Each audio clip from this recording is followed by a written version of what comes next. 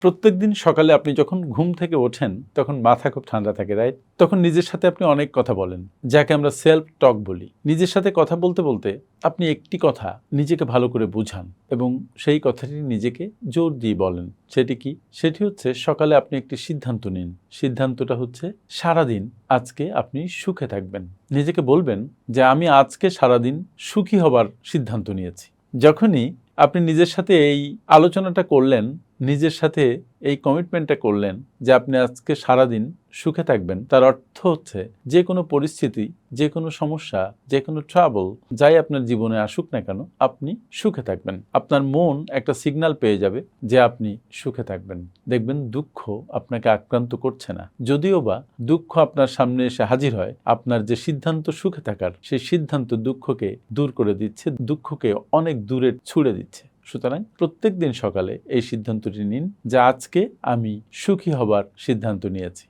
যে সময় আপনি ভিডিও শুনছেন সে সময় যদি সকাল না হয় তাহলে কাল সকাল থেকে বলুন। Thank you very much.